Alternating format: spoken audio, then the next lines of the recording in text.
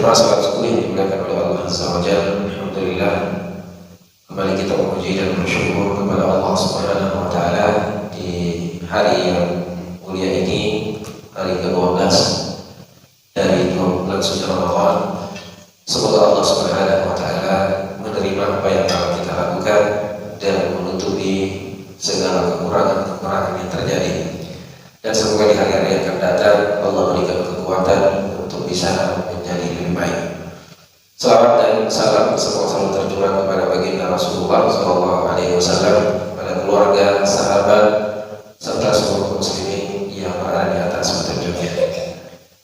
Jemaah sekalian dimuliakan oleh Allah Azza wa Jalla, sebagaimana biasanya sebelum kita ambil ayat-ayat dari Al-Quran untuk kita kaji bersama, kita dahului dengan nasihat-nasihat singkat yang semoga dengannya bisa kembali mengingatkan kita. Yang pertama, seiring dengan pergantian hari akhirnya lewat juga, sebagian ada yang merasa berat dengan puasa, merasa berat dengan sholat 1 juz 1 malam dan yang lainnya. Tapi setelah memasuki bulan Ramadan lewat 1 hari, ya anak-anak kita juga seperti itu. Kita latih puasa berat di awal hari, 2 hari dan seterusnya. Tapi setelah buka puasa, ya tentu mereka mengatakan ternyata bisa. Kita juga seharusnya hal-hal yang menurut kita berat dan sudah banyak yang telah kita lewati menjadi pelajaran bahwasanya semuanya bisa kita jalani. Yang penting ada niat, ada kekuatan dari Allah Subhanahu wa taala, atau kita minta kekuatan dari Allah. Lelah ataupun capek itu sudah menjadi satu paket dalam sebuah ibadah. Maka sebagian ulama kita mengatakan rubah mindset kita, rubah pola pikir kita dalam masalah ibadah. Jangan merasa capek atau merasa tidak mau melakukan ibadah tertentu karena capek atau karena menghasilkan capek. Tapi justru rubah menjadi bahwasanya kita butuh capek itu, kita membutuhkan lelah itu. Apalagi kalau lelah menjadi lillah, ya lelahnya menjadi lillah. Ya sholat malam lumayan capek, mengantuk. Ya bahkan sebagian kalau kita sudah salam itu kita lihat mata-matanya merah semua. Ya walaupun bukan merah karena tertidur atau apa, ya karena biasanya ada juga menutup mata tapi tidak tidur, yang mendengarkan dengan seksama bacaan imam cuma sambil tutup mata, pas dibuka matanya merah kelihatan, yang mengenang karena tidur. Tetapi hal itu sudah berjalan dan seterusnya, lelah tapi juga lewat. Maka sungguh sangat beruntung yang lelah karena lillah daripada yang lelah bukan lillahi ta'ala. Dan juga ini memberikan peringatan kepada kita bahwasanya dunia ini memang semakin hari semakin mulai meranjang dan akhirat semakin hari mulai mendekat.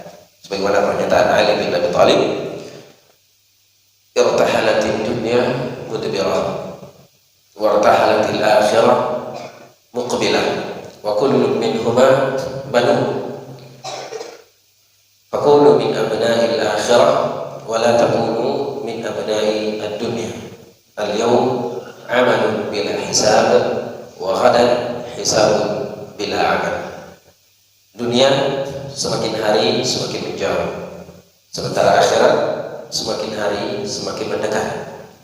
Dan masing-masing dari keduanya memiliki pengikut, memiliki anak kesayangan, memiliki pengikut setia. Fakulu min abna'il akhirah, jadilah pengikut akhirat. Jadikanlah semua apa yang ada di dunia ini untuk persiapan hari akhirat, dan jangan hanya fokus kepada hal yang sementara.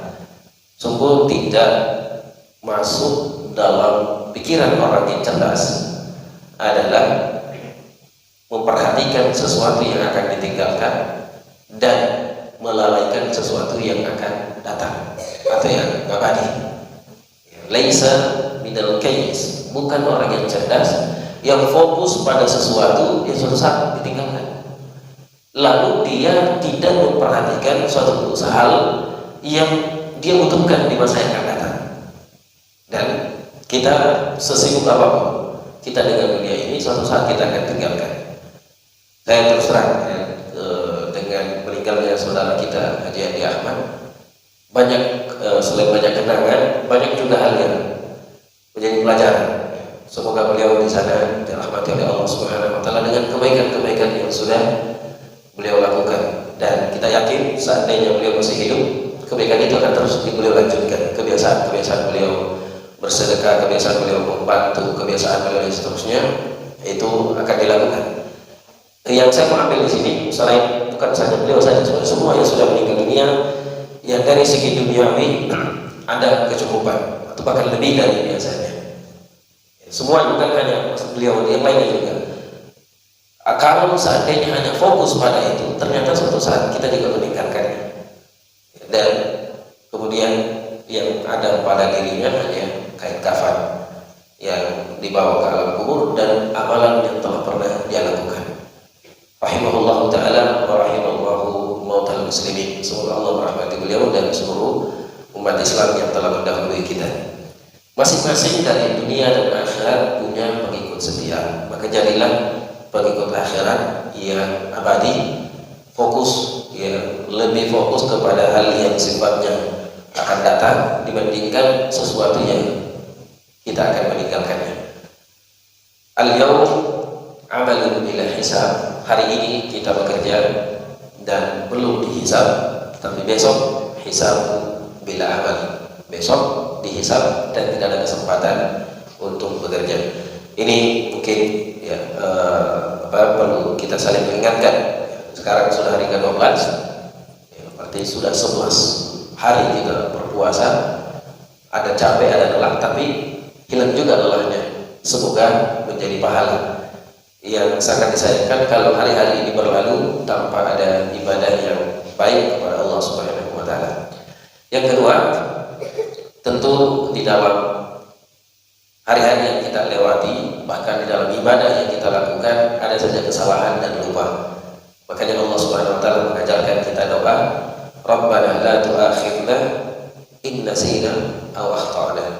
Ya Allah, janganlah Engkau menghukumi kami, mengadab kami dikarenakan lupa dan kesalahan yang kami lakukan. Dan ini juga Allah yang mengajarkan doa, karena memang Allah akan melakukan seperti itu. Allah yang mengajarkan kita, ini doa yang kalian baca. Jangan, ya Allah, jangan kami diadab karena lupa dan kesalahan, ya, atau tidak tahu lalu melakukan kesalahan. Maka dalam hal-hal seperti lupa yang tidak disengaja, ya segera istighfar kepada Allah Subhanahu wa taala dan membaca doa tadi yang diajarkan oleh Allah Subhanahu wa taala. Tapi terkait dengan lupa, sedikit latifah. Kalau di siang hari ada yang lupa, kalau ternyata dia puasa lalu minum atau makan. Pertanyaan, dan saya minta jawabannya. Kebetulan ada juga peserta baru lagi datang di Jofri, saya minta jawabannya. Ada orang minum di siang hari, dia lupa, bukan karena dia sengaja, dia lupa. Dan kita tahu dia lupa karena kita tahu tiap hari dia puasa, orangnya baik dan seterusnya. Tapi dia minum. Kita yang melihat itu apakah perlu menegur atau tidak? Nah, Haji Laki bilang tidak perlu. Kalau Haji Jumri? Dia minum. Iya, dia minum karena lupa. Kita tegur atau tidak?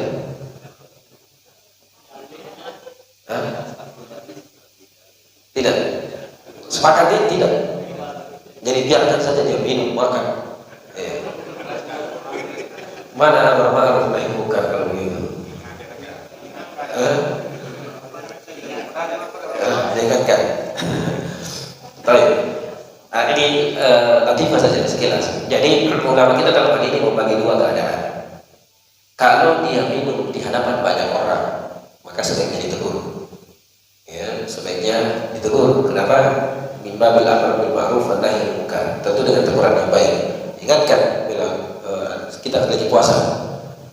Mudah-mudahan setelah itu dia tidak lanjutkan. Tapi kalau lagi sendiri, maksudnya dia artinya tidak terlalu banyak orang, mungkin juga depan orang tapi tidak terlalu banyak orang. Dia minum, jangan ditegur. Biarkan, karena Allah yang mengantarkan dia untuk makan dan minum. Ya, karena orang yang makan dan minum sedang dalam keadaan lupa saat puasa, innama at'amahu Allahu wa saqah. Yang memberikan dia makan dan minum saat itu adalah Allah Subhanahu wa taala. Jadi dibiarkan saja. Ini Abdullah bin Umar ditanya tentang hal itu dan begitu jawabannya, ya biarkan.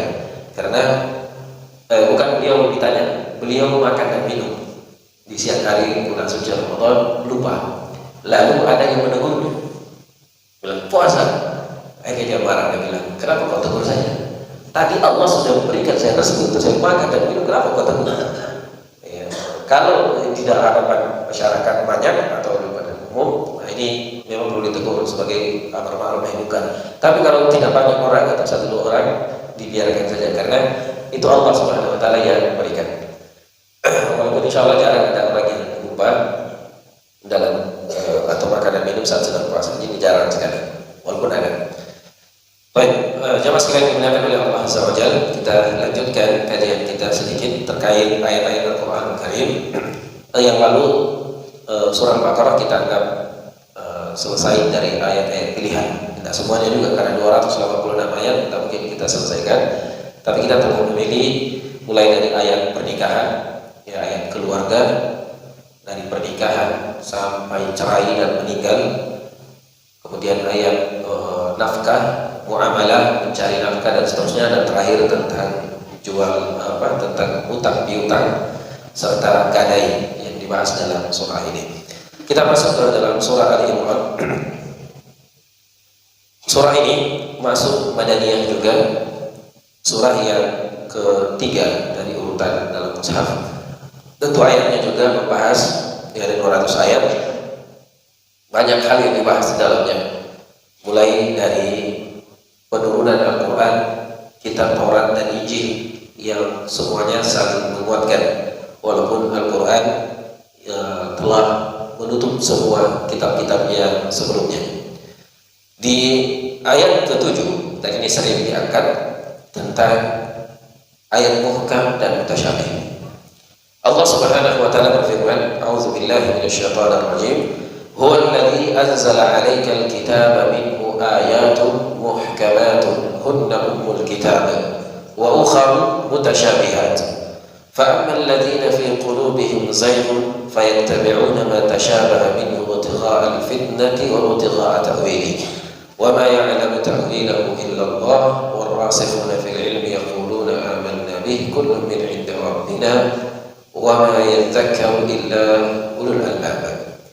Dialah Allah Subhanahu wa taala yang menurunkan kepadamu wahai Muhammad kitab ini. Alkitab salah satu dari nama Al-Qur'an. Al-Quran disebut Quran karena dia dibaca. Ya, dia dibaca dari kalimat qara'ah, dan memang harusnya Quran itu dibaca. Disebut dengan kitab dari kataba, ditulis.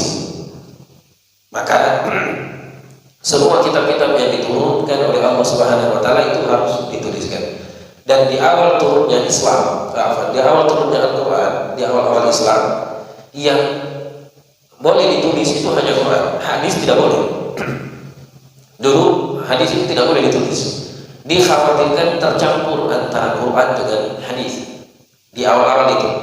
Lalu kemudian belakangan setelah terkumpul Al-Quran dan dihafalkan, dan juga sudah tidak ada kekhawatiran bergabungnya Quran dan hadis, apalagi sudah ada orang-orang khusus yang ditunjuk oleh Rasulullah SAW untuk menulis wahyu ini, kemudian tidak dipermasalahkan lagi menulis hadis. Walaupun di saat itu di masa Rasulullah penulisan hadis hanya beberapa orang saja yang diperintahkan oleh Rasulullah, tulis wasiat saya ini kepada si fulan, kepada si fulan, wasiat Rasulullah SAW kepada pasukan yang dikirim dan seterusnya, ada yang menulis.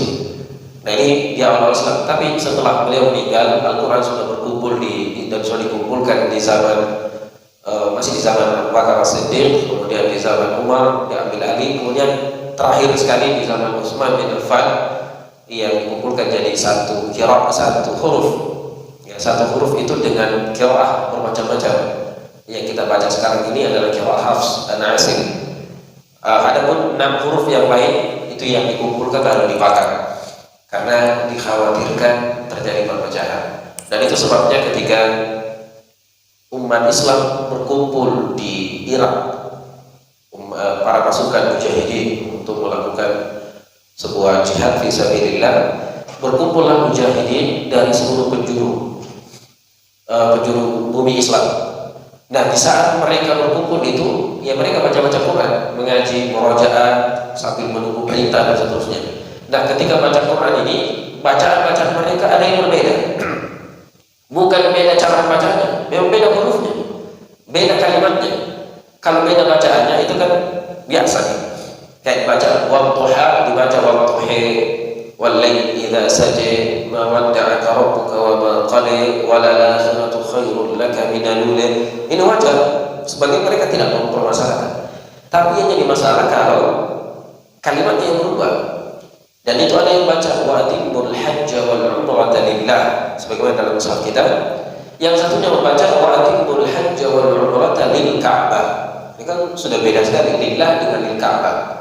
Nah, saat mendengarkan itu mereka saling menyalahkan. Bilang tidak begitu, saya dengar dari sahabat yang mulia bacaannya lillah. Yang itu pun mengatakan tidak, saya juga dengar dari sahabat yang lain bacaannya lil Ka'bah. Hanya saling menurut, tidak, hafalan Anda lemah.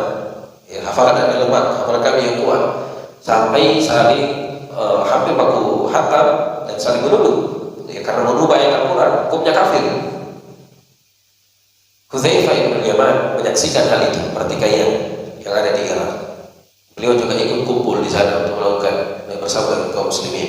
Beliau minta izin ya ke Madinah. Saat itu Utsman bin Affan di Madinah sebagai khalifah, dia mendatangi Utsman dan menyampaikan, wahai Utsman, adrikil qaum wa adrikil ummah qabla an yakhtalifu kama ikhtalafa al-yahud wan nasara fi kitabihim. Wahai Utsman bin Affan, Amirul Mukminin, segera ambil tindakan sebelum umat ini berpecah belah, sebagaimana Yahudi dan Nasrani mereka berpecah belah dan tidak lagi bisa menyatakan keaslian kitab suci mereka.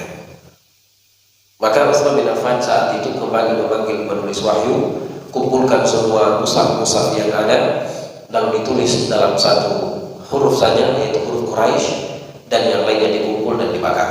Ada juga sahabat yang tidak kumpul, ya, sehingga sampai sekarang ada beberapa qiraah dianggap qiraah syadzah, ya, qiraah yang tidak mutawatir, bukan juga salah, tapi dia tidak mutawatir lagi karena tidak masuk dalam hal yang dikumpulkan di masa Utsman bin Affan. Nah, setelah dituliskan itu barulah kemudian disebar ke beberapa kota-kota besar, kemudian diutus juga qari-qarinya. Nah, perbedaan qari-qari inilah yang membuat sekarang banyak bacaan. Inilah yang disebut dengan qiraat al-asyara, qiraat sab'ah dan yang lainnya. Itu satu huruf, karena dia tidak berubah hurufnya, hanya cara bacanya yang berbeda. Hurufnya tetap sama, tidak ada perubahan kata, hanya cara membaca. Ada yang panjangnya sekian, ada yang imalah, miring cara bacanya, pakai semua, ada yang setiap ketemu hamzah sakta dan seterusnya. Itu kan cara baca, bukan hurufnya. Jadi sekarang qiraat sab'ah atau qiraat asyara itu hanya satu huruf, sementara Al-Quran turun 7 huruf, ya, 6 hurufnya itulah yang dibakar demi persatuan umat Islam. Dan ini di beberapa tulisan kami dulu, kami tuliskan itu di antara contoh di dalam Islam hal-hal yang wajib ditinggalkan demi persatuan. Hal yang wajib, bahkan sangat fundamental, sangat prinsip di dalam akidah kita, di dalam agama kita, ditinggalkan demi sebuah persatuan umat. Salah satunya adalah Quran. Yang kedua, Ka'bah. Ka'bah kan sampai sekarang modelnya tidak sama seperti modelnya Nabi Ibrahim, model yang dibangun oleh Nabi Ibrahim.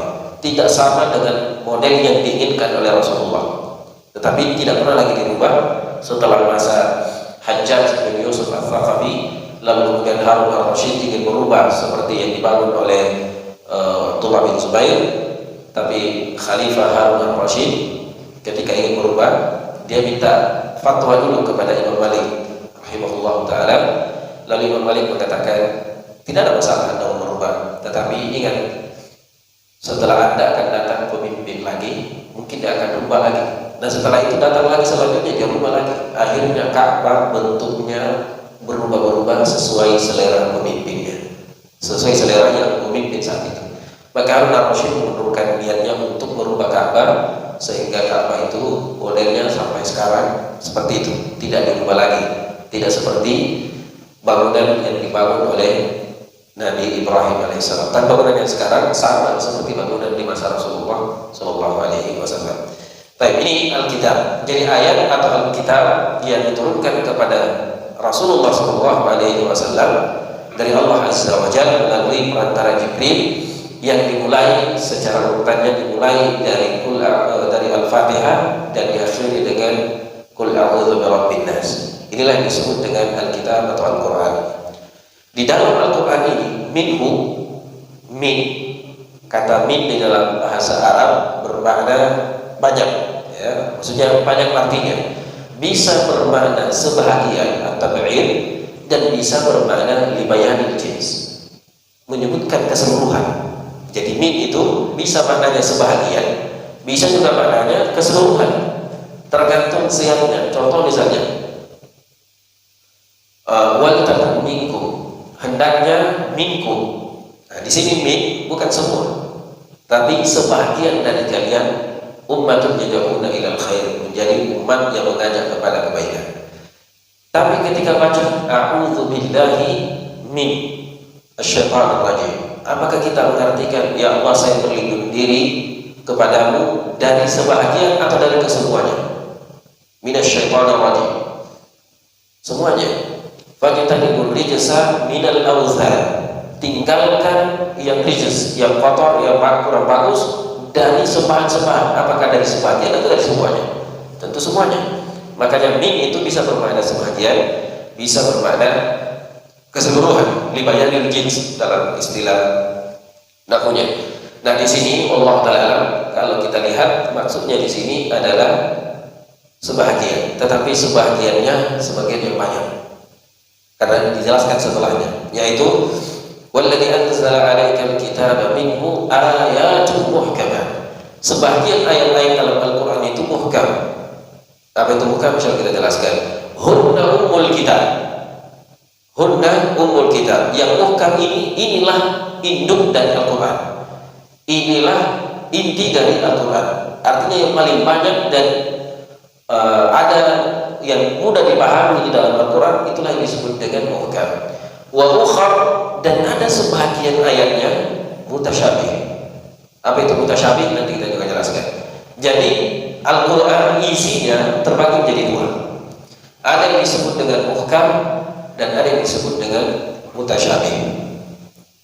Dan kedua-duanya disebutkan di dalam Al-Quran berulang-ulang.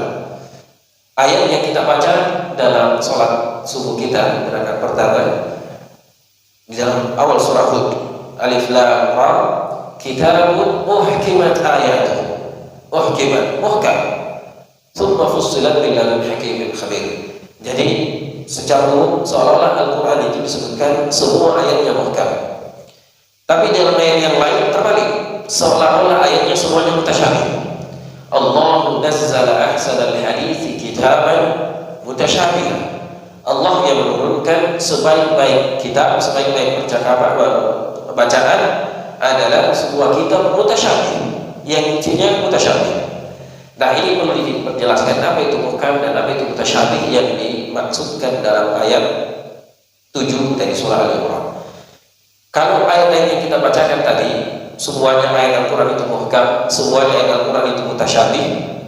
Muhkam yang dimaksudnya adalah dilaksanakan hukumnya, dijelaskan hukumnya secara detail, dijelaskan dan tidak ada lagi hal-hal yang masih samar-samar dalam Al-Quran. Semuanya jelas, la raiba fi, tidak ada keraguan. Ini makna muhkam. Mutasyabih sebagaimana dijelaskan oleh orang tua, mutasyabih ayatnya saling menguatkan antara satu dengan yang lain.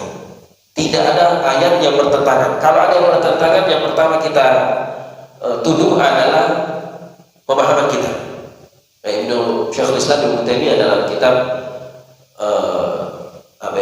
melawan kesalahan dalam Al-Quran, anggapan kesalahan Al-Quran dengan akal yang sehat. Ya. Beliau menyebutkan bahwasanya kalau tidak ada lagi, atau kalau kita menemukan ada ayat atau hadis yang kelihatannya bertentangan, maka yang pertama adalah otak kita yang kita salahkan, ya, belum memahami. Lalu kemudian berusaha mencari jalan keluarnya. karena tidak mungkin yang sumbernya sama dari Al-Quran ataupun dari hadis, selama hadisnya sahih itu bertentangan, tidak mungkin. Tidak mungkin ada pertentangan antara nakal sahih dengan nakal sahih. Baik, ini ayat Al-Quran semuanya mutasyabih, maksudnya adalah saling menguatkan dan tidak ada saling menyalahkan, atau yang satunya mengatakan A, di ayat yang lain mengatakan B. Itu tidak mungkin. Kalau ada contoh seperti itu, nah inilah yang kita pelajari sebagaimana dalam pertemuan yang lalu, ada namanya ayat An-Nasikh wal Mansukh. Seperti orang yang meninggal suaminya, kan kita sudah jelaskan itu ya. Orang yang meninggal suaminya berapa hari masa iddahnya? Saya mau murajaah juga ini, ujian sekalian. 4 bulan 10 hari. Ada ayatnya yang 1 tahun. Ya, walladzina yatawaffawna minkum wa yadharuna azwajan wasiyatan li azwajihim. Ya, 1 tahun. Jadi di ayat sebelumnya disebutkan 4 bulan 10 hari, beberapa ayat setelahnya masih di surah yang sama dan halamannya yang berdekatan disebutkan 1 tahun. Ini kan bertentangan. Lalu kita mengatakan tadi katanya tidak bertentangan. Nah, ini yang kita sebutkan ada namanya ayat Nasikh wal Mansukh. Ini yang satunya pernah turun dan tetap masih dibaca bahwasanya masa iddah jamal, ya, jannawati langkaina itu adalah 1 tahun, lalu kemudian ya diganti karena terlalu lama mungkin ya, dianggap atau ada Allah yang lebih bijak dalam menentukan seperti ini, lalu diganti dengan 4 bulan 10 hari. Itu kronologisnya. Dan ayat-ayat yang lain ada banyak seperti itu. Ya, seperti misalnya dalam masalah warisan. Ya, kalau ada orang yang meninggal, sebelum meninggal dia berwasiat.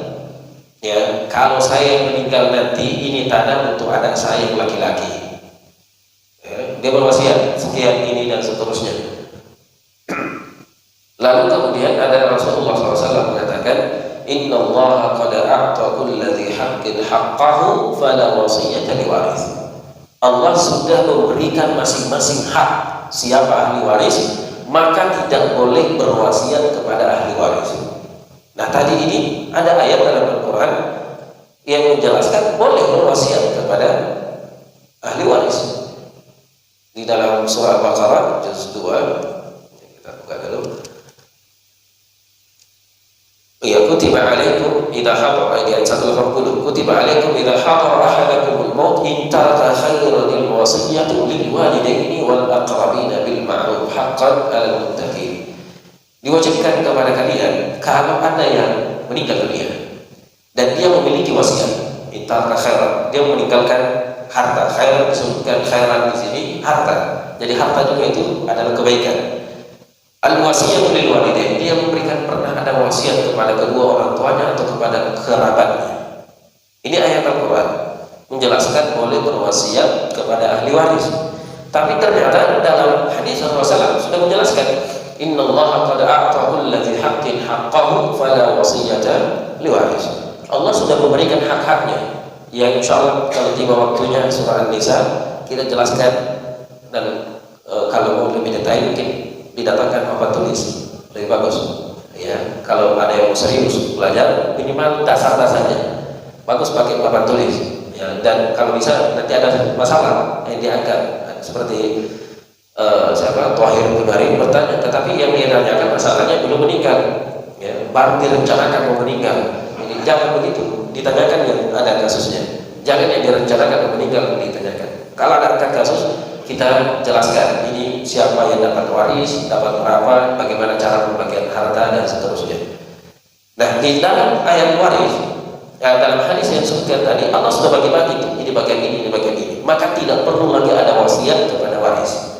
Tapi ayat ini ada, maka kita mengatakan ada namanya ayat Nasikh wal Mansukh di dalam Al-Quran. Jadi secara umum, sekali lagi, ayat-ayat Al-Quran itu tidak mungkin ada yang bertentangan dengan ayat yang lain ataupun dengan hadis, selama hadisnya sahih dari Rasulullah Sallallahu Alaihi Wasallam. Baik, hunna ummul kitab. Ayat-ayat muhkam ini itulah induk dari dari Al-Quran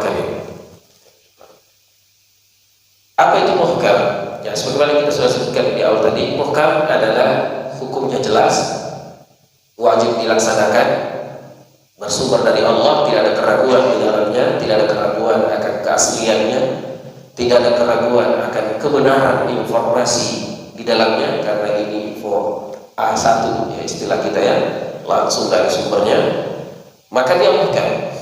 Dan juga sesuai dengan zaman dan tempat, tidak pernah ada perubahan, terutama yang umum atau fondasi-fondasi utama itu tidak ada perubahan di dalam Al-Quran atau di dalam syariat kita. Yang ada perubahan adalah cara pelaksanaan. Mungkin ya cara pelaksanaan beberapa hal terkait ini akan ada saja perubahan. Tetapi bukan maksudnya di sini apa yang ada di masa Rasulullah SAW dilaksanakan di masa Rasulullah SAW, itu juga yang dilaksanakan saat ini sampai hari kiamat. Seperti puasa, kutiba alaikumusiyam, ya puasa itu mulai dari terbitnya fajar sampai terbenamnya matahari. Tidak ada bilang tambah sekian menit atau sekian jam di pagi, di sahur atau di malamnya. Intinya puasa seperti itu. Ramadan juga sama, puasa itu yang wajib di bulan Ramadan, tidak ada lagi tambahan yang lain. Ya kecuali kalau dia menambah dirinya sendiri. Ya misalnya puasa naga, sebagai yang disebutkan oleh waktu kemarin, ada puasa wajib itu ada 3 ya. Kalau nggak salah yang disebutkan puasa Ramadan, puasa naga, dan puasa kafarah. Cuma ini puasa wajib, selebihnya puasa sunnah. Puasa wajib Ramadan sudah jelas. Puasa kafarah ini yang punya pelanggaran, baik pelanggaran di bulan Ramadan, ya berhubungan badan misalnya bulan Ramadan, yang puasa 2 bulan berturut-turut, atau dia melanggar sumpah, ya ada sumpahnya atau ada nazarnya, nanti kita bahas juga nazar sedikit. Ada nazarnya yang dia tidak lakukan, atau dia melakukan tapi dia mendapati sesuatu yang lebih baik, maka dia lakukan yang lebih baik dan dia langgar nazarnya atau sumpahnya, lalu dia membayar kafarah puasa 3 hari berturut-turut, atau kafarah yang lain seperti orang yang haji atau umroh, ya sementara ihram potong kuku, sementara laksanakan proses haji, ada potong rambut misalnya, atau pakai wangi-wangian dan yang lainnya. Ini kan pelanggaran. Nah ini ada kafarahnya, ya ada sesuatu yang harus dibayar. Atau yang sedang puasa laksanakan ibadah haji tamattu dan dia tidak bisa menyembelih hewan, maka puasa 10 hari, puasa 3 hari di sana dan 7 hari saat kembali. Ini namanya puasa kafarah. Adapun puasa nazar adalah dia yang mewajibkan terhadap dirinya sendiri. Allah tidak pernah wajibkan, tapi dia yang mewajibkan. Dan biasanya orang yang bernazar ini adalah, mohon maaf, orang kikir. Ya. Orang yang selalu bernazar, yang selalu bersumpah. Kalau yang bersumpah, iman dia kikir, iman dia sudah tidak dipercaya. Makanya setiap pernyataannya selalu bersumpah, karena sudah tidak dipercaya. Kalau dalam masalah sedekah dan yang lainnya, berarti dia orang dianggap orang kikir, karena nanti dia mau sedekah kalau atau mau melakukan kebaikan kalau apa yang diinginkan dia dapatkan. Jadi dia bisa mengatakan, saya akan menyumbang sekian kalau anak saya lulus masuk universitas ini dan ini. Lulus dia sedekah, tidak lulus tidak jadi sedekah. Ya, jadi kalau dia lulus wajib sedekah karena itu sudah nazarnya. Misalnya dia nazar, ya Allah, seandainya istri pertama aku mengizinkan saya menikah lagi yang kedua, maka saya berpuasa sekian ini. Itu nazar. Ya. Lalu maka itu wajib, ya wajib dilakukan. Allah tidak pernah mewajibkan pada dirinya, tapi dia sendiri yang mewajibkan. Ya, atau istri yang bernazar, dia menyemangati suaminya, tapi hati-hati, istri itu banyak banyak tipu muslihatnya. Jadi ada seorang istri menasehati dan menyemangati suaminya yang sedang menghafal, tidak tambah-tambah hafalan malas dan seterusnya. Akhirnya istrinya bilang, wahai suamiku, jika kau bisa menyelesaikan hafalan Al-Quranmu dalam 1 tahun ini, saya izinkan kita menikah. Ya. Sepakat, suaminya ternyata tidak sampai 1 tahun, cuma 10 bulan hafal, lancar. Dengan semangat dia datang kepada suami istrinya dan bilang, sudah selesai hafalan saya, silakan dites. Istrinya ambil mushaf, dibolak-balik lancar, kala-kala imamnya ikhlas. lancar sekali, karena ada semangat di awal itu, motivasi dari istrinya sendiri akan dirikan. Setelah selesai istrinya senyum-senyum, besok istrinya puasa 3 hari puasa berturut-turut. Suaminya bertanya kenapa, bilang itu kan dulu janji saya sudah langgar janjiku, maka saya harus puasa 3 hari. Dan di saat itu juga hilang hafalannya. Makanya hati-hati dengan tipu muslihatnya istri, bahaya. Tapi ini maksudnya nadar itu orang nanti dia wajib melakukan sesuatu kalau dia tercapai apa yang diinginkan. Baik, jadi ini ayat muhkam, hunna ummul kitab, dan inilah ayat-ayat yang banyak di dalam Al-Quran. Wa ukharu mutasyabihat, dan sebahagian dari ayat Al-Quran itu ada yang mutasyabih. Nah, yang mutasyabihat inilah yang dijelaskan oleh ulama kita dalam ilmu usul fikih, beberapa contoh-contoh atau beberapa pertanyaan atau perbedaan ulama-ulama kita tentang apa yang dimaksud dengan mutasyabihat. Ada yang mengatakan mutasyabihat itu maksudnya adalah itu nih, huruful muqatta'ah, alif lam mim, alif lam ra, alif lam mim ra, kaf ha ya ain shad, ta sin apa dan yang lainnya, hamim yasin toha. Ini masuk dalam ayat mutasyabihat, yang mana di ayat ini Allah mengatakan wa ma ya'lamu ta'wilahu illallah, tidak ada yang tahu maknanya kecuali Allah. Dan rata-rata ahli tafsir kita itu kalau menafsirkan alif lam mim, alif lam ra, selalu kalimat setelahnya adalah Allahu a'lamu bi muradihi, Allah yang lebih paham apa makna dari ayat ini. Maka akan muncul pertanyaan, kalau itu yang menjadi pembahasan mutasyabihat dan ayat yang seperti itu, lalu apa gunanya Allah menurunkan ayat kalau cuma Dia yang tahu? Ya kan dia akan ada pertanyaan, dan ini pertanyaan dari Mu'tazilah yang menolak akan hal seperti ini. Makanya mereka mentakwilkan ayat-ayat sifat dan yang lainnya, karena Ahlussunnah wal Jamaah menyatakan maknanya jelas. Ya, maknanya dalam bahasa Arab itu sangat jelas. Mengimaninya wajib. Tetapi bagaimana caranya, inilah yang majhul, yang kita tidak tahu, hanya Allah yang tahu. Tetapi makna yang ada di dalamnya sangat jelas. Allah Maha melihat, kita tahu apa itu melihat. Tapi bagaimana melihatnya Allah ini kita tidak tahu dan tidak perlu dipertanyakan. Bahkan Imam Malik mengatakan tentang istiwa, was-su'alu anhu bid'ah. Bertanya dengan bagaimana Allah beristiwa itu bid'ah. Nah, muncul pertanyaan, kalau kita mengatakan ayat mutasyabih ini, baik itu pendapat pertama tadi mengatakan huruful muqatta'ah, pendapat kedua mengatakan adalah dan ini Ahlussunnah wal Jamaah, pendapat yang kedua adalah al-asma' was-sifat, atau sifat-sifat Allah hanya Allah yang tahu maknanya. Maka muncul pertanyaan, kalau hanya Allah yang tahu maknanya dari ayat-ayat itu, terus apa gunanya ayat itu diturunkan? Ya, kalau hanya Allah yang tahu maknanya, Allah yang tahu apa maksud dari ayat itu. Maka mungkin salah satu di antara jawabannya, sebagaimana disebutkan oleh Abdullah bin Mas'ud radhiyallahu taala, Al-Quran itu terdiri dari 4. La ya'lamu illallah, tidak ada yang tahu kecuali Allah. Ya'lamuhu al-ulama, yang tahu adalah ulama. Ya'lamuhu al-arab, yang tahu hanya orang Arab yang belajar bahasa Arab dan seterusnya. Dan yang keempat, ya'lamuhu jami'un nas, semua manusia bisa tahu.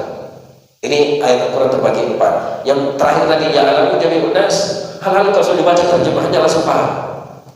Atamuruna an-nasa bil birri wa tansawna anfusakum wa antum tatluna al-kitab afala ta'qilun. Apakah baik kalian menyuruh kepada kebaikan lalu kalian sendiri tidak mengerjakannya? Ini kan siapapun, anak kecil saja tahu. Kalau kita suruh dia pergi sholat sementara kita tidak pergi, dia akan bertanya, kenapa bapak tidak pergi?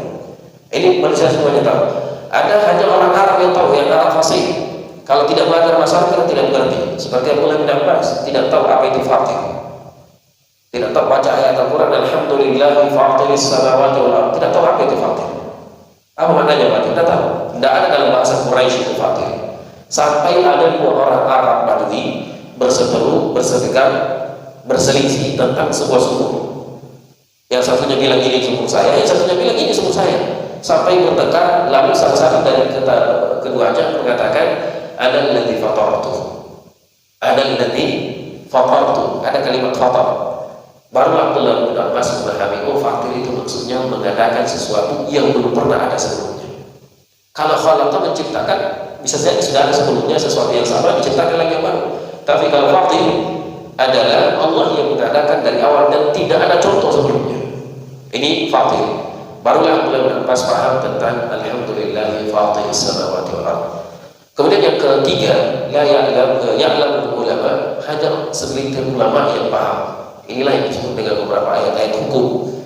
Ya, kalau kita tidak pelajari secara detail, kita bisa bingung di dalam memahami ayat itu, ayat mawaris, ayat kiblat dan seterusnya.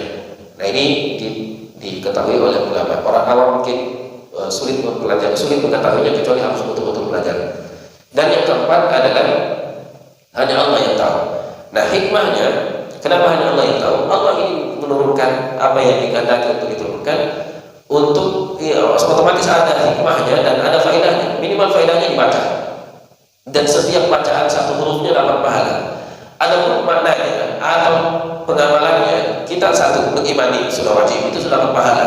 Tetapi bagaimana mengetahui inti sifatnya dan seterusnya, itu kita tidak dibebankan dan tidak perlu. Cukup mengimani bahwasanya Allah bersemayam di atas arsy-Nya, istiwa 'alal arsy, kama yaliqu bi jalali, sebagaimana yang layak bagi Allah Subhanahu wa taala, tanpa kita harus tahu bagaimana caranya dan tidak usah bertanya bagaimana, karena pertanyaan itu masuk dalam kategori bid'ah. Baik, tetapi ini sebagian ayat makna dan mutasyabihat. Ada juga yang mengatakan mutasyabihat itu adalah ayat-ayat yang tadi itu kelihatannya bertentangan. Saya mau angkat, kalau ada mushaf silakan dibuka di dalam surah An-Nisa juz 5, 2 ayat berturut-turut, tetapi maknanya kalau dilihat sekilas sangat bertentangan. Ya, sangat bertentangan. Di juz 5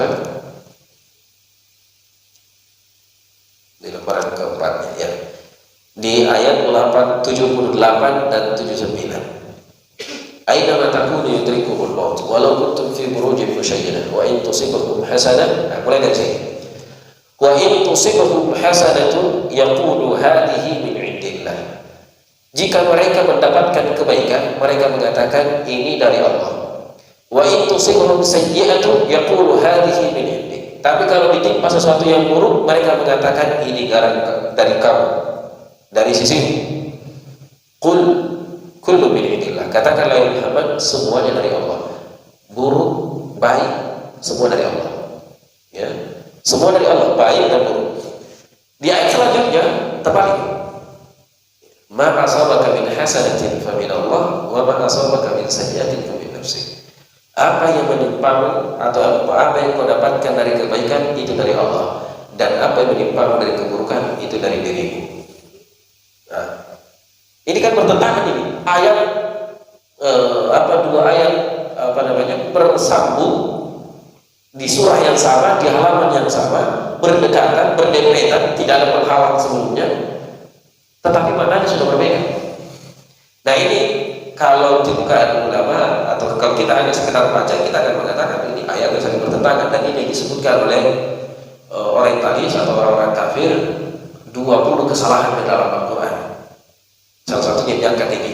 Tapi alhamdulillah Dr. Zakir Naik sudah membantahnya habis-habisan, ya, ayat ini, dan ulama kita yang sebelumnya juga sudah menjelaskan. Syekh Al-Amin Asy-Syinqiti dalam kitabnya Daf'u Ihamil Ittirab fi Fahmi ayat Al-Quran, menghilangkan pemahaman pertentangan yang ada di dalam Al-Quran. Ya, kalau kita merasa bertentangan dalam Al-Quran, silakan baca buku beliau ini. Beliau sudah jelaskan semua hal ayat seperti ini, kenapa kelihatannya bertentangan. Tapi karena kebetulan kita angkat, jadi kita jelaskan sedikit. Intinya adalah semua sesuatu itu atas izin Allah, mau baik mau buruk itu semuanya dari Allah Subhanahu wa taala, bukan dari siapa-siapa. Tetapi apa yang baik kita dapatkan itu rahmat dari Allah, bukan semata karena kebaikan yang kita lakukan. Ada semata dari rahmat dari Allah. Bahkan masuknya surga kita dari Allah. Dan kalau ada keburukan yang menimpa kita, Allah tidak pernah zalim. Silakan introspeksi diri, kemungkinan itu kesalahan Anda sendiri. Ya, kira-kira seperti itu jalan keluar dari dua ayat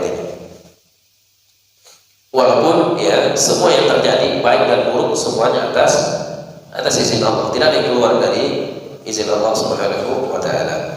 Tapi kita kembali kepada ayat tadi. Namun dengan adanya perbedaan ini, ada ayat muhkam, ada ayat mutasyabih. Mutasyabih inilah yang sebagian kecil dari Al-Quran, tapi justru sebagian orang mencari-cari kesalahan di situ. Makanya disebutkan dalam ayat ini, فَأَمَّا الَّذِينَ فِي قُلُوبِهِمْ زَيْغٌ فَيَتَّبِعُونَ مَا تَشَابَهَ مِنْهُ. Adapun orang yang ada zaid itu penyakit, ada nampak dari lisannya dan dari hal keadaannya memang selalu mencari kesalahan.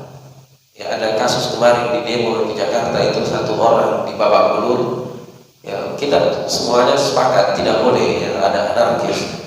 Ya, tapi untuk yang satu ini banyak bilang, ya untuk yang ini saya berpikir lagi. Ya. Ada yang bilang sekesal-kesalnya kita sama orang ini tidak boleh kita ambil celananya. Ya, karena ada yang ambil celananya sampai hampir telanjang.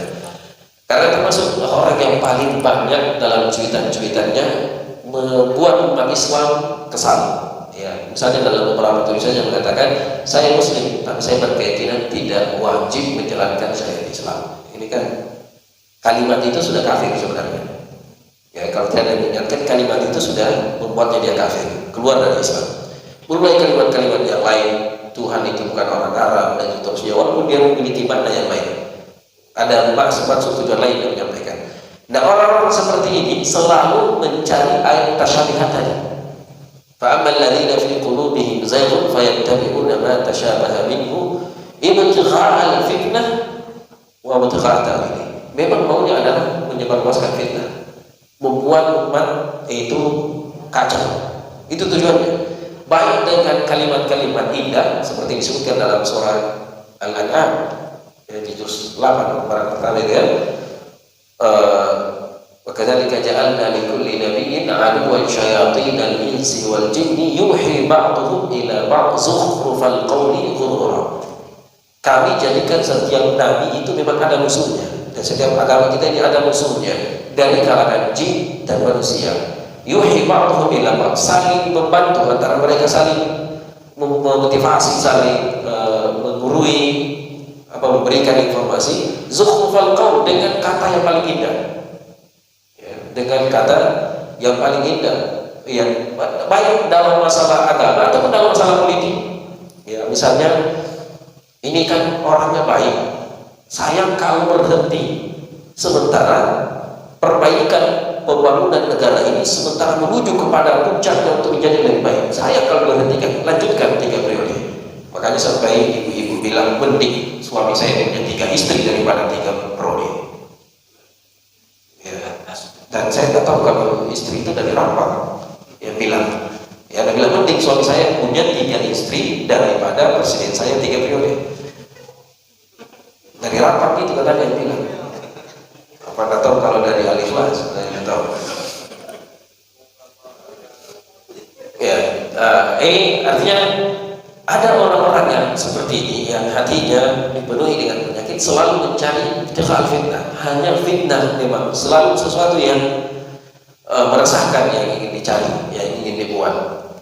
Wabtiqa at-ta'wili, dan kemudian mencari tafsiran-tafsiran yang lainnya tentang ayat-ayat yang disebutkan tadi. Bahkan ya sebagian dari mereka sudah jelas ini ayat muhkam masih juga ditafsirkan salah-salah. Seperti ayat hijab yang mengatakan hijab itu tidak wajib, itu kan hanya anjuran. Ya, dan hijab kalau dia wajib bukan hijab yang seperti kita pahami. Hijab itu hanya menutupi yang paling inti saja dari diri seseorang.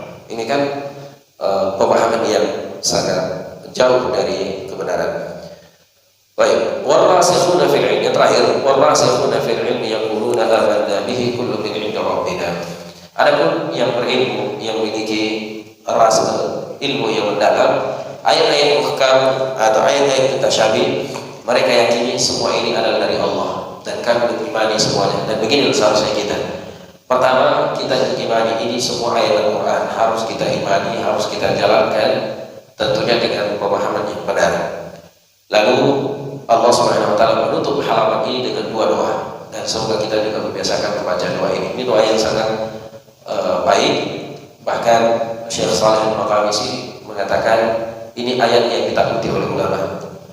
Ya, di antara ayat yang sangat ditakuti oleh ulama. Makanya mereka selalu berdoa dengan ayat ini. Apa itu? Rabbana la tuzigh qulubana ba'da idh hadaitana wa hab lana min ladunka rahmah innaka antal wahhab.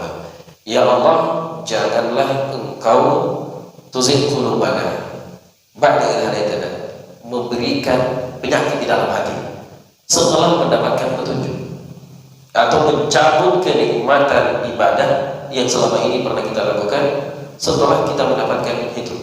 Karena ya, orang yang pernah berada di atas petunjuk lalu menghilang biasanya lebih parah dibandingkan dengan orang yang dulunya di dalam kesesatan lalu dapatkan hidayah. Ya, contoh misalnya banyak ya, para pendeta, para ini yang dulunya dalam kesesatan, setelah mendapatkan hidayah mereka menjadi pejuang-pejuang, bahkan dalam tanda kutip keislamannya terkadang jauh lebih baik daripada yang Islam dari lahir. Ada, dan itu banyak, bukan satu dua, banyak. Sebaliknya ya, kalau dari Islam berpindah ke agama lain, nah itu buruk gitu ya. Seperti pendeta yang minta 300 ayat Al-Quran dihapus, dan itu salah satu dari tuntutan aksi bela Islam di hari Senin yang lalu ya, menangkap dan menuntut ya penista agama ini. Banyak hal, walaupun anak-anaknya sendiri ya tidak disetujui karena anaknya masih muslim semua, hanya dia sendiri yang pindah agama dan menjadi pendeta dan membuat hal-hal yang nyeleneh. Makanya ayat ini mengatakan la tuzigh qulubana, ya Allah jangan sampai hati kami berubah, hilang ini hidayah setelah kami rasakan manisnya ini hidayah. La tuzigh qulubana ba'da idh hadaitana wa hab lana min ladunka rahmah innaka antal wahhab rabbana innaka jami'un nasi yawmin la raiba fihi innallaha la yukhlifu al-mi'ad. Ini yang bisa kami sampaikan, mudah-mudahan ada manfaatnya. Mohon maaf atas segala kekurangan. Subhanakallahumma wa bihamdik, asyhadu an la ilaha illa anta, astaghfiruka wa atubu ilaik. Wa akhiru da'wana alhamdulillahi rabbil alamin wa sallallahu ala nabiyyina Muhammad wa ala alihi wa sahbihi wa sallam. Silakan.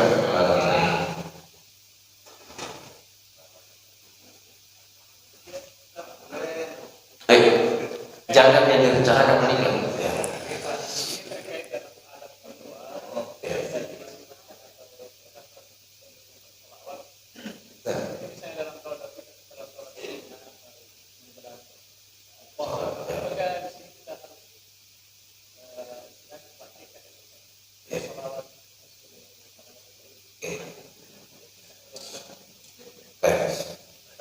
Memang di antara adab yang disebutkan oleh para ulama kita dan juga dicontohkan oleh Rasulullah, bahkan terkadang lebih panjang mukaddimahnya daripada doanya, mahamidnya, pujiannya kepada Allah banyak sekali, lalu berselawat kepada Rasulullah, lalu permintaannya cuma satu.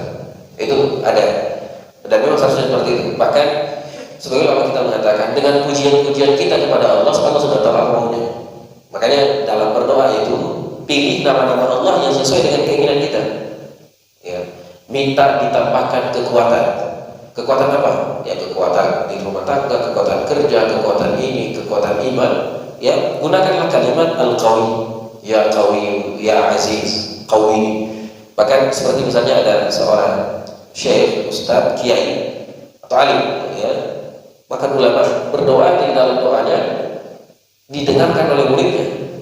Dan doa itu dianggap hal aneh oleh muridnya. Dia minta Allahumma qawwi li dzakari fa inna fihi maslahatan li zawjati. Ya Allah, kuatkanlah yang satu itu karena di situ ada maslahat untuk ya istriku. Setelah sholat muridnya datang, wah Ustaz, Syekh tadi doanya lagi saya dengar. Memang harus begitu, karena kapan masalah di situ masalah rumah tangga, tidak bisa diisi tali. Ya, masalah di situ tidak bisa berisi tali. Makanya itu harus Nah, ini dalam hal seperti ini banyak ya contoh-contoh ulama kita itu berselawat, bertahmid, memuji Allah, berselawat lalu kemudian berdoa. Nah, jika waktunya kepepet, ya tinggal sedikit, ya tidak masalah, ya tetapi biasakan ya untuk tahmid dulu, memuji Allah, berselawat, lalu menyampaikan apa hajat kita kepada Allah Subhanahu wa taala. Tapi orang yang disibukkan dengan zikir, karena zikir dan doa ini kan hal yang berbeda. Ya. Berdoa insya Allah sudah masuk zikir. Zikir belum tentu berdoa, tetapi zikir jauh lebih utama daripada doa. Tapi tidak boleh meninggalkan doa. Tapi orang yang disibukkan dengan zikir, dan afdhalul zikir adalah tilawatul Quran. Orang yang disibukkan dengan bacaan Quran sampai lupa berdoa, ada hadisnya walaupun hadisnya agak sedikit lemah, Allah akan menutupi semua kebutuhannya tanpa dia minta, karena dia telah menghabiskan dan menyibukkan dirinya dengan zikir yang paling utama, yaitu Al-Quran. Maka orang yang biasanya sibuk dengan baca Qurannya jarang-jarang berdoa, karena setiap ada kesempatan bukan doa yang dia ingat, tapi Qurannya dia langsung ambil usaha, dia baca lagi, sehingga dari itu dia luput dari doa-doa, kecuali mungkin di saat dia sujud, karena dalam sujud dia tidak boleh baca Quran, disitulah dia berdoa. Dan sebenarnya kalau berdoa di waktu keadaan yang memang sangat memungkinkan untuk diijabah oleh Allah, seperti dalam keadaan sujud dan di tahiyat akhir, bukan setelah sholat. Setelah sholat boleh, ya, apalagi setelah sholat sunnah boleh berdoa, tetapi paling utama adalah di saat masih dalam sholat. Kalau istilah bahasa manusia kita adalah sambungan telepon masih terhubung, ya, karena kita sholat itu kan ibarat komunikasi dengan Allah Azza wa Jalla. Maka mintalah di dalam sujud dan mintalah di dalam tahiyat akhir sebelum salam. Jadi boleh ya berselawat dipraktekkan semua, tapi kalau kepepet ya tidak apa-apa, langsung mengarah kepada permintaan. Tapi jadikan kebiasaan adalah memuji dan berselawat kepada Allah Subhanahu wa taala sebelum berdoa, dimanapun dan kapanpun keadaan kita. Begitu. Cara? Silakan. Orang yang tidak pernah lari dalam sholatnya, kemudian dia sakit di mana, dia tidak serahkan diri, masih selama 3 hari. Setelah itu dia baru sampai selama 3 hari kamu tidak salat. Apakah salatnya perlu diganti?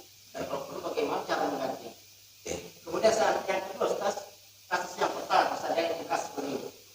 Seseorang mempunyai istri lebih dari 1 orang. Berapa itu? Ya, 1, 2 atau 3. Tidak bisa 1, karena kalau lebih dari 1 bisa 2, 3 atau 4. Yakin. Sebenarnya ini istri lebih dari satu orang. Kemudian setiap istrinya mempunyai keturunan. Tapi istri pertama dia tidak mengerti bahwa ada istri kedua dan ketiga. Otomatis dia menikah secara siri. Tapi setelah dia meninggal, datanglah istri kedua dan ketiga. Dia menuntut tentang masalah harta warisan. Apakah dia berhak untuk mendapat warisan atau bagaimana? Karena dia tidak tahu, istri pertama dia tidak tahu bahwa ada istri keduanya dan ketiganya. Itu salahnya itu. Kemudian yang kedua, seseorang yang tidak mempunyai suami istri, kemudian dia tidak mempunyai keturunan, kemudian meninggal, kemudian suami meninggal. Datang saudaranya, dia meminta supaya harta benarnya untuk diambil. Apakah itu berhak atau bagaimana? Tidak ada keturunan dia sama sekali. Bapak masih ada. Akhirnya saudara. Perlu itu karena saudara itu nanti dijelaskan ya. Saudara itu tidak ada sama sekali kalau ada bapak.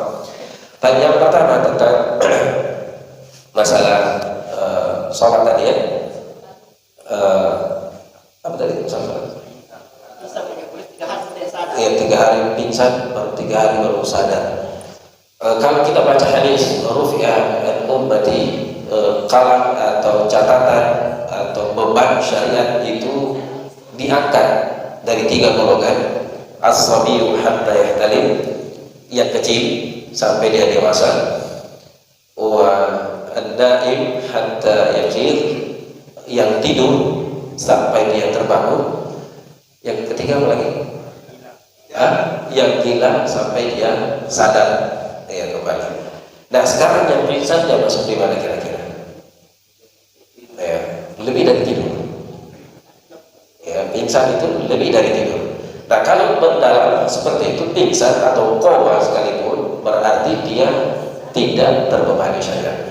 Saya akan contoh kasus dan banyak kali ini, termasuk saudara kita yang meninggal dalam Ustaz rahimahullah, Ustaz Adi Ahmad. Itu kan tidak langsung meninggal. Berapa hari beliau di rumah sakit? 3 hari aja. 3 hari. Seandainya Allah takdirkan sehat saat itu, apakah dia harus mengganti sholatnya selama 3 hari atau 4 hari? Yang lebih dari itu, Ustaz Ishaq Subuh rahimahullah, dari awal Ramadan sampai akhir Ramadan tidak pernah siuman dan meninggal DSM-nya. Ya Ustaz, mirip ya penyakit yang diderita Ustaz Ishaq Subuh dengan Adi Ahmad ini hampir sama. Hanya Adi Memang beberapa hari saja kalau selesai subuh itu hampir 1 bulan, ya, tidak sadarkan diri dan meninggal. Nah, orang yang seperti ini pingsan atau koma atau dianggap tidak sadarkan diri lagi, maka semua beban syariat terhadap dirinya gugur, tidak ada yang berlaku baginya. Maka hari-hari yang dia lewati termasuk puasa, ya, tidak perlu dikotok karena tidak ada beban syariat. Ada memang sebenarnya mengatakan kalau hanya 1 hari 2 hari itu masih bisa, itu dihitung. Tapi kalau sampai lebih dari itu, ya, ini hukumnya sudah jelas dalam Al-Quran bahwasanya tidak ada beban syariat. Ya, tidak ada beban syariat. Kalau yang tidur saja itu tidak terbebani, apalagi yang sudah pingsan dan koma seperti ini. Hanya saja karena tidur kan tidak mungkin terlalu lama, kecuali tidurnya sahabat Kahfi, ya, itu berlebihan, itu lain ceritanya. Tidur itu dia mengqadha apa yang dia lewati. Dia tinggalkan sholat zuhur, asar, maghrib, bisa 1 hari full dia tidak sholat, dia harus qadha itu karena masih bisa didapati. Tetapi yang sampai 3 hari ke atas, ini yang tidak bisa. Maka semua yang dilewati, baik puasanya, sholatnya, dan kewajiban-kewajiban yang lainnya itu gugur dan tidak perlu diqadha. Wallahu ta'ala. Baik, terkait masalah seorang yang punya istri lebih dari 1, anggaplah 4, ya, terlalu sedikit kalau 2. Pertama, saya sebelum jawab pertanyaannya, saya mengomentari dulu. Ini saya sarankan, ya, siapapun yang ada keinginan mau melakukan seperti itu, tolong jangan sembunyi-sembunyi. Memang betul ibadah itu sebaiknya disembunyi-sembunyi, dan sebaiknya ibadah kan pernikahan juga. Tapi ya, dalam masalah ibadah pernikahan ini bukan syariatnya disembunyikan, justru harus ditampilkan. Ya, tapi jangan juga pamer terus. Dan maksudnya harus ditampilkan. Makanya Rasulullah SAW mengatakan, "Aulibu walau bisa." Bikin acara pengumuman kalau Anda sudah menikah, walaupun cuma 1 ekor kambing yang dipotong. Ya. Karena pernikahan di masa itu kan mudah, dan itu kan mau menikah pertama, 2, 3, sahabat biasa itu. Kalau sudah dilihat rambutnya sudah cukur baru, datang di masjid basah-basah rambutnya. Tapi saya di sini jamaah selalu ada yang bilang pas masuk lagi basah lagi rambutnya selesai itu. Melalui setelah saya tanya gimana kita di malam Ustaz, saya bilang apa hubungannya? Ternyata ya, ini ikhwan juga sebarang tolong perhatikan. Padahal banyak yang lain yang bisa diperhatikan. Selalu perhatikan, tiap pagi Ustaz pasang rambutnya. Ya mau media kalau 2 rumah yang selalu datang. Ya. Dan ini jadi jangan disembunyikan. Ini ibadah yang dianjurkan untuk diumumkan. Mau yang pertama, mau yang kedua, mau yang ketiga. Ya. Dan mungkin saya sebutkan, alhamdulillah, ya, pernikahan saya yang kedua itu sampai teman-teman di Bulukumba dia bilang tidak ada bedanya dengan pernikahan pertama. Ya, karena pesta, acara besar, diundang semua keluarga dan seterusnya. Orang tua saya datang semua dua-duanya. Ya, keluarga yang bisa hadir datang, keluarga dari perempuan juga datang semua. Istri pertama juga ikut hadir, duduk bersama di atas. Ya. Dan sebaiknya seperti itu. Saya tidak mengatakan apa yang saya alami ini paling ideal, tetapi setidaknya ada dasar, ada hal-hal yang sangat mendasar, dasar yang tidak boleh ditinggalkan, yaitu jangan sembunyi. Karena apa? Lebih banyak mudaratnya daripada masalahnya. Pertama, kita akan selalu bohong. Ya, kita izin dari istri pertama mau kemana? Ada tugas. Ternyata tugas sebagai suami untuk istri kedua. Ya, memang tidak bohong sih, dia bilang ada tugas. Tapi kalau sampai berbohong, sampai kapan kita berbohong? Kemudian kalau memang belum mendapatkan izin dan restu dari yang pertama, walaupun sebenarnya bukan syarat, mohon maaf, ya, izin restu dan istri pertama bukan syarat. Istri kita bukan ketua pencatatan sipil, bukan ketua dinas, kepala dinas dan seterusnya yang harus diminta izin. Tetapi kan ini keluarga, kita mau hidup lebih lama bersama dengan keluarga, jangan hanya sesaat, ya, apalagi kalau istilahnya 1+1 0, ya, itu jangan sampai. Maka sebaiknya dibicarakan dengan baik-baik, ya, jangan maju sebelum semuanya telah dibicarakan.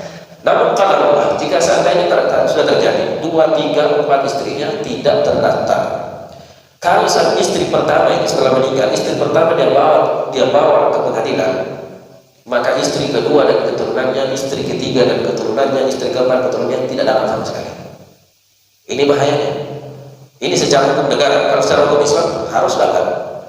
Tapi kan kalau seandainya sang istri ini, istri pertama yang punya buku nikah, yang terdaftar secara resmi, mengajukan ke pengadilan, ini harta suami saya ditinggalkan, ini saya punya anak, lalu ada orang yang mengaku istrinya, tapi tidak ada buktinya, pengadilan akan mengatakan dia cuma satu istrinya.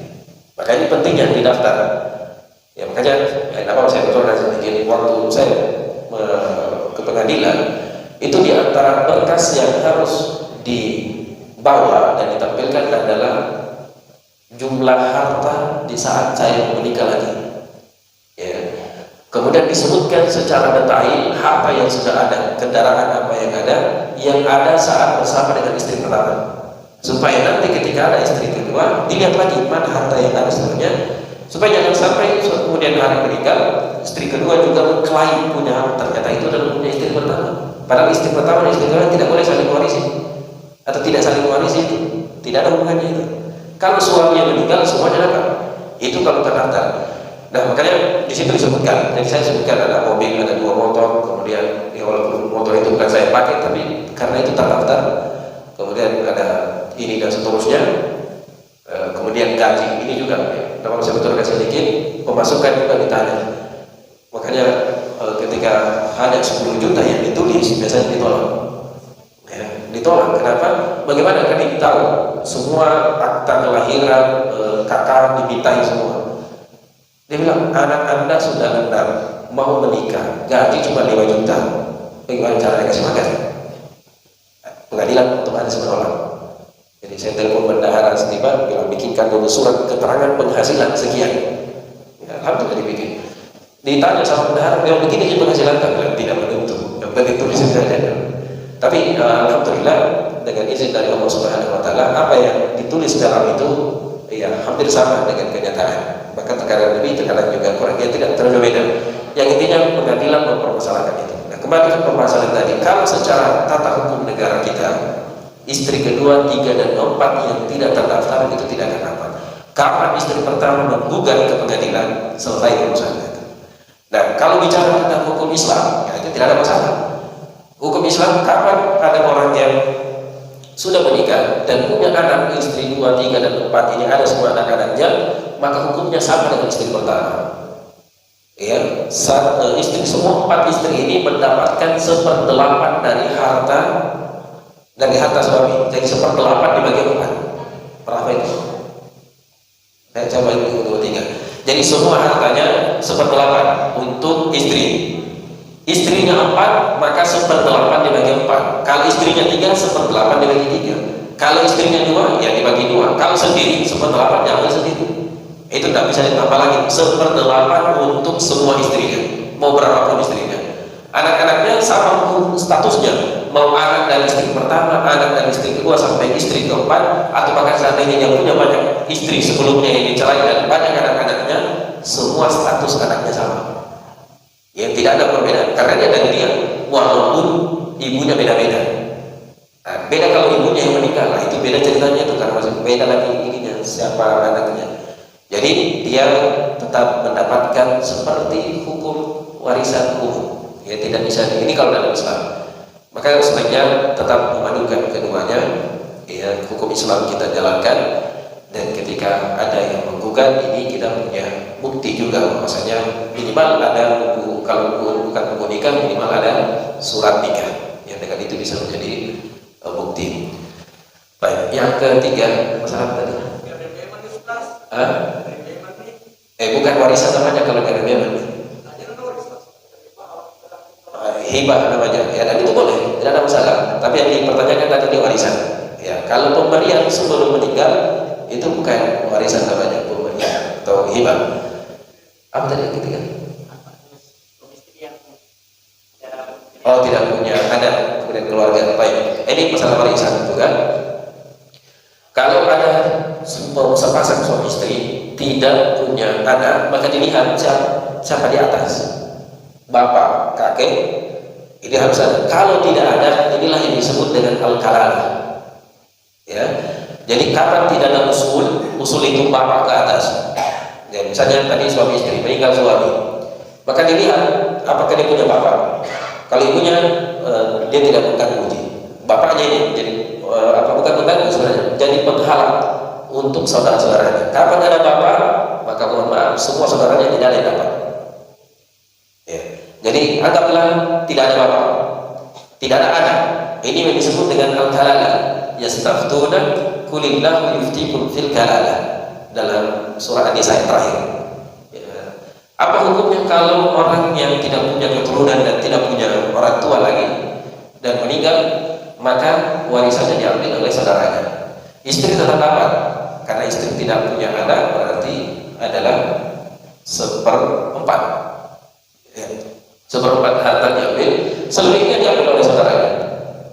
Berapa bagian saudaranya dilihat, berapa saudaranya, ada sendiri laki-laki atau ada perempuan atau dua perempuan, satu perempuan, itu masing-masing ada.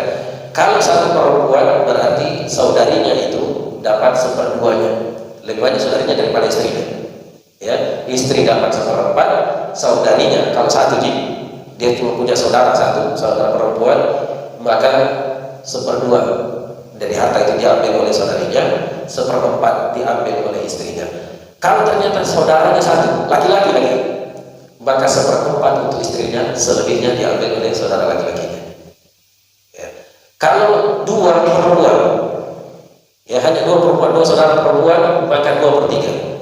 2/3 diambil oleh saudaranya, saudara yang si mayit yang meninggal, dan seperempat diambil oleh istrinya. Kalau ternyata dua dan ke atas banyaknya gabungan, ada laki ada perempuan sama, seperempat diambil oleh istri, selebihnya diambil semua oleh saudaranya dan dibagi.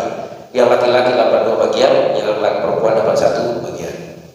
Ya seperti itu.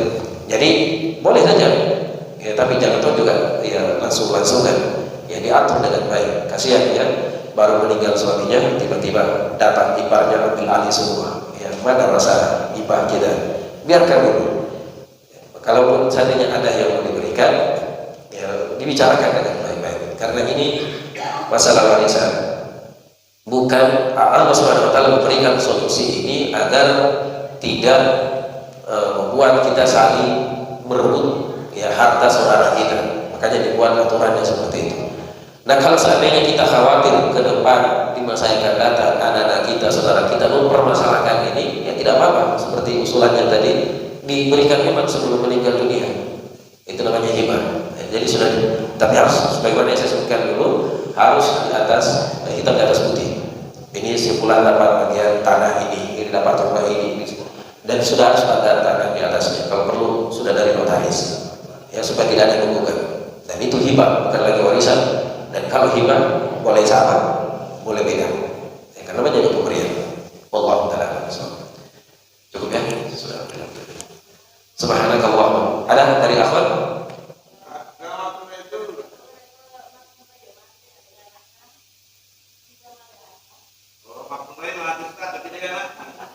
Laki kan?